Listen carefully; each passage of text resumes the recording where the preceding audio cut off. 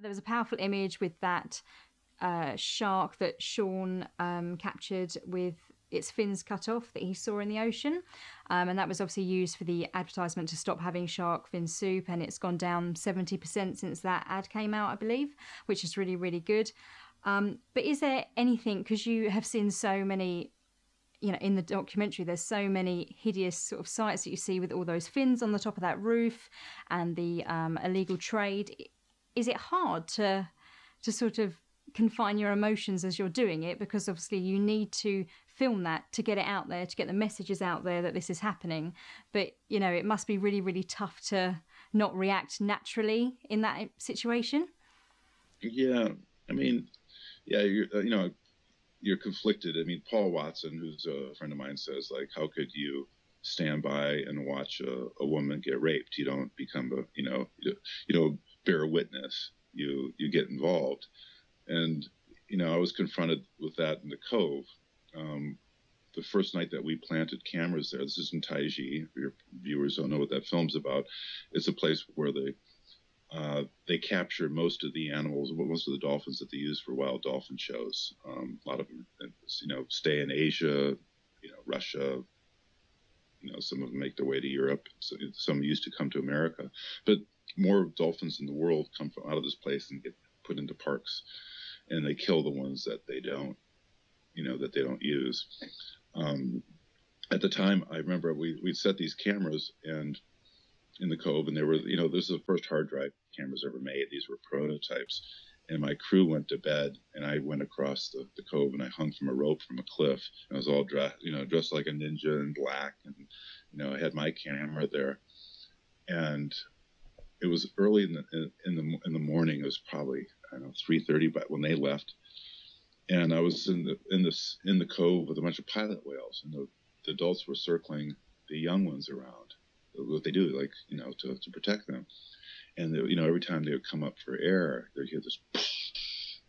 I thought, oh my God, these are going to be the last breaths that these animals, feel. And I thought, the net was right there. They had 2 nets across the Cove.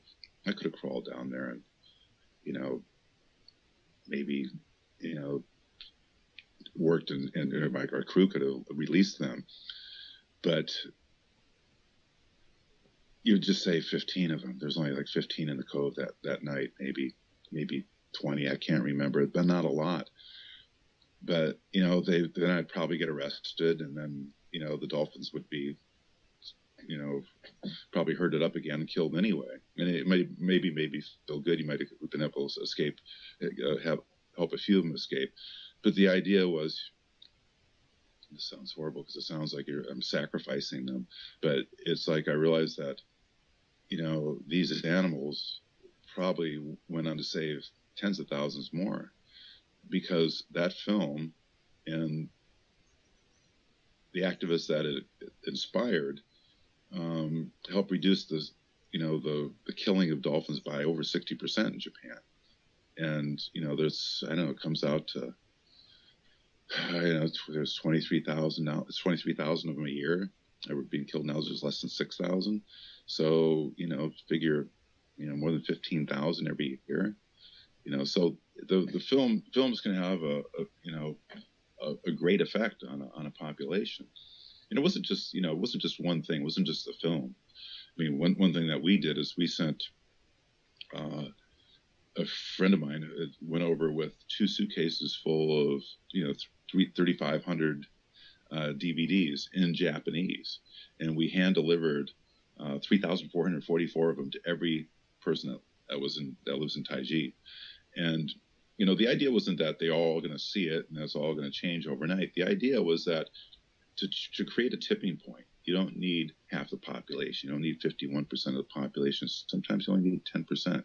Science shows between 10 and 16.5% of the population has an unwavering belief in the truth, and then the rest of the population falls like dominoes. Surgeon General came out with smoking is hazardous to your health back in 1964. Why didn't we all stop smoking the next day? It took the early adopters, the scientists, the politicians to get on board to create laws.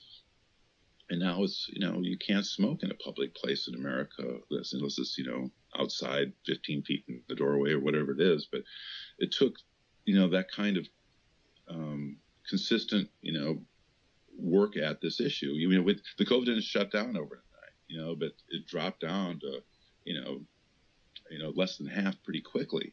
And that's because in those suitcases, 10% of the people saw that DVD, and they, it would be mothers that were thought, oh my God, I thought I was eating this because it was healthy, because there was recommendations in Japan to eat, how much is healthy for a pregnant woman to eat, dolphin meat. And even though it's all toxic, every bit has been tested by any organization, whether it's Japan, my organization, EIA, Sea Shepherd, the World Berries Dolphin Project, it's all been found to be toxic, anywhere from 5 to 5,000 times more mercury than allowed by Japanese law. But some of the pregnant women that read that, that saw the code that we sent, talked to other mothers, who talked to other mothers, who talked to other people. Now it's just the old people that are eating dolphin meat in Taiji. The young people don't do it anymore. They know. So it's just a couple stubborn, probably mercury-addled elderly people that, are just going to do it because that's what they do. But change happens fairly quickly now. Remember, it was 10 years ago that you were, typing the letter 1 6 times in your cell phone to hit a capital C. Now you're using your phones to, have your meals delivered, to, to airline bookings, and, talking to friends, and, a gazillion different things you can do on, so mass media, this is my hope. My big dream is that we can speed up this evolution with humanity a lot quicker because we're more connected. Back when I worked at National Geographic, 1980, I was working, we could create a viral story just by being published every month. I personally couldn't publish a story every month. Nobody could. But I mean, once you had the first story I did for them was on garbage. There was only one mandatory recycling program in America at that point, mandatory recycling program. And to me, this was just crazy. We were throwing away aluminum cans, these single-use items that were, indestructible, that would last forever, and we're throwing them away. So I did the story, and back then we had 11 million subscribers, 4-person pass around. So every magazine got seen by about 4 people. 44 million people in America would see that magazine. You could create a viral idea just by being published in Geographic. But there was only a few photographers working, maybe 45 photographers, and not everybody was working on the environment either. So, but I could see the power of images to create change, and that's what led me to, to think that okay, Geographic doesn't have the same reach and power that it once did. But with racing extinction, when we did these projections, I was taking the same images from my friends that work at National Geographic, but now we're projecting them onto large buildings, like the United Nations, right the day before the big climate march in New York, before all the world leaders got together to talk about what they're going to talk about at COP21 in Paris the following year. And then that year, we put these images of, endangered species on the Empire State Building. And it went, we went viral.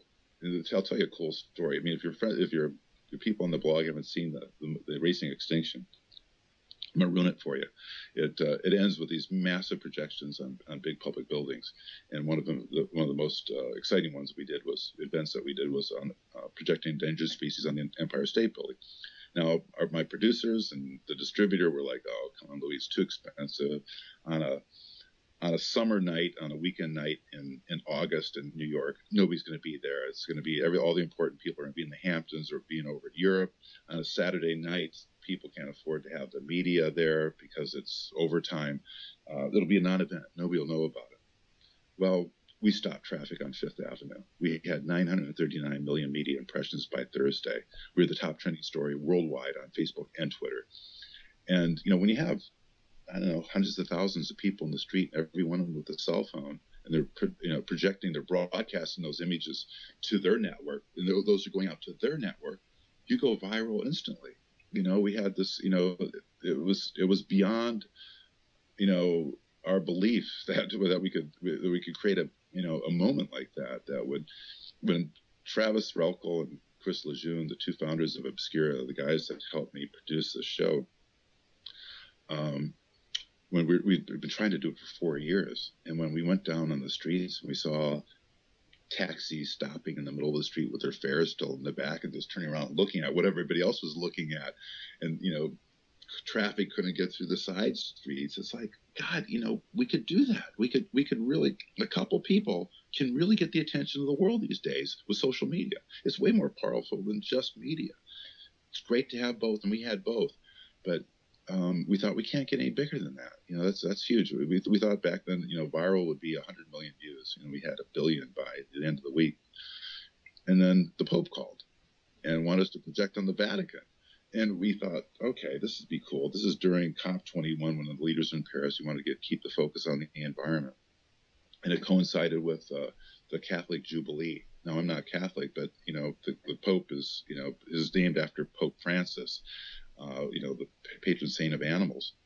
So we did a show for him, and we had 4.4 billion media impressions. So now what we want to do is keep on doing these projections all over the world. We know how to keep it going. We want to keep it, the idea that let's try to get to this tipping point number.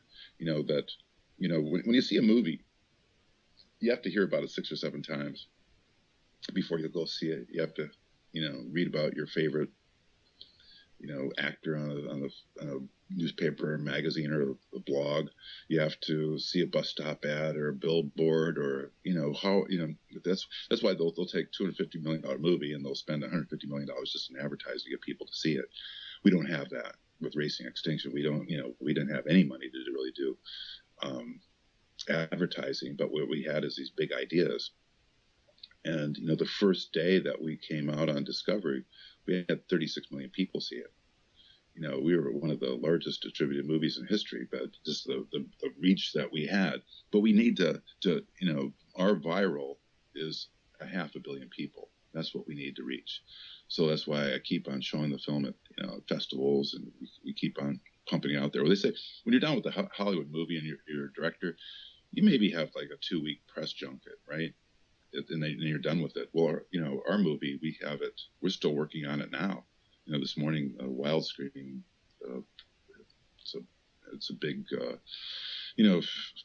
photography, filmmaking, event in Bristol, England. They want me to come out and do something next week, the month after next. And it's like, we just keep on pushing it out there. We're showing it twice at the IUCN. Obama's going to be at the IUCN meeting in Hawaii right now. This is the International Union for Conservation of Nature. 10,000 environmentalists there. We're screening it twice.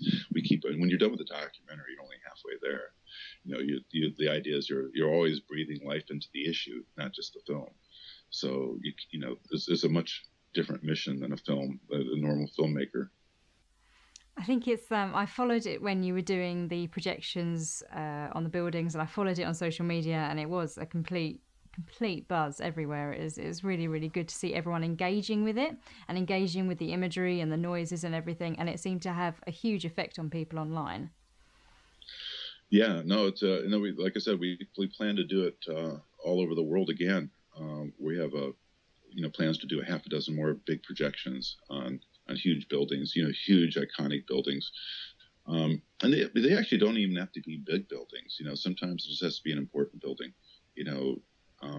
The buildings we've been doing are when you start looking at them, they're really big. When you have to do the computation of how many lumens you need of projections. I mean, you need 30,000 lumen projectors to light up the Empire State Building. It's a lot of power, and it's a lot of, and with, doing that takes a lot of money. So these, even though the projections look very simple and, and they look cheap because people think, oh, you just use one really bright light. Well, no, you use 50 projectors. You have to tile them all together so that each one is just illuminated a little bit. And then you have to have multiple projectors in case one goes out, so it still fills in that light. It's expensive. Some of these projections are, over $1 million. But, when I look at